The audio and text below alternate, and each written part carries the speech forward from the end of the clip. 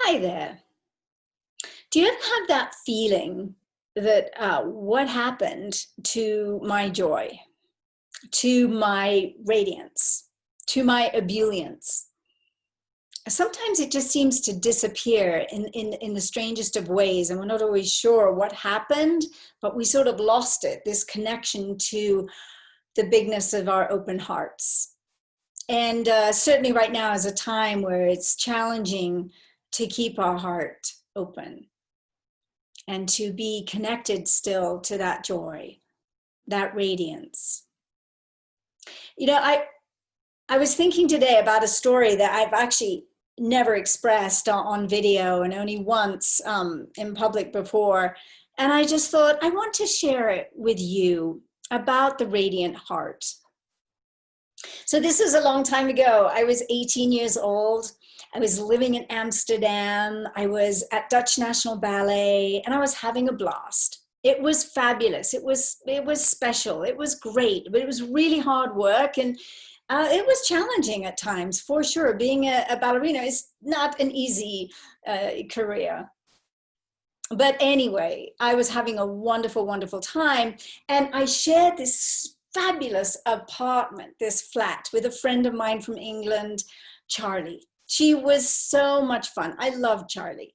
And I had the little room at the top of the apartment, and she had her other room, and she had a boyfriend, Rob, who was also from England, and we shared the kitchen and so forth. And it was just good. And I loved my little attic room. It was just magic. I could look out over the Amstel River, the houseboats. Well, one day we decided to go to a party. It was a party out in the countryside. And so Charlie, Rob, and myself all bundled off to this party, and we had a great time. It was fun meeting new people. And I don't remember really where it was. I just don't know. But it was just super. And we were drinking and laughing and good food and great music and super party. And we knew we were going to stay over for the night. And so when it got to 1, 2 o'clock, I didn't know, there was a sofa bed thing, and it kind of opened out, and so that's where I slept. And so there I was fast asleep. And then suddenly somebody was on top of me, woke me up. He put his hand over my mouth, and it was Rob. And yeah, he raped me, and I was terrified. And the weirdest thing I can remember is feeling this weird gratitude, because I was thinking, thank God he didn't have a knife. Thank goodness he doesn't have a knife. He kept his hand over my mouth the whole time. Never said a word. And then left.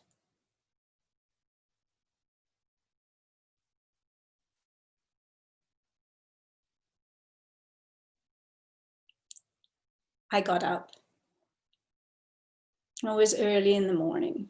There was early morning light. It was dawn. And I went out and I walked. And I walked. And I cried. And I cried.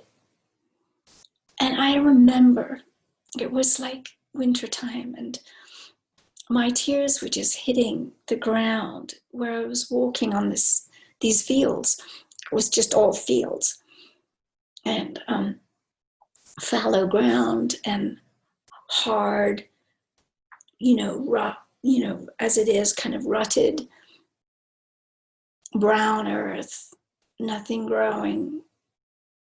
My tears just plopping on that ground as I walked. And I don't know that I've ever cried like I cried that morning. And I thought, why would somebody think they could do such a thing to somebody else. Stronger, bigger, heavier, more powerful than this little person. And I kept thinking, he must have had a terrible childhood to think that he could take power over someone like that. What was his childhood like? Was he beaten? Was he hated? Was he scorned? Was he bullied? What happened to him? And you know, I just made a decision on this walk that I was going to forgive him. And as much as I cried for myself and that experience, I cried as much for him and the poverty of his soul that would lead him to such an act. I cried for both of us. And then I cried for all of us, for everyone that has been harmed or had harm perpetrated upon them, for everyone who's done harm, caused harm, for any brutality that's happened. I cried for us all.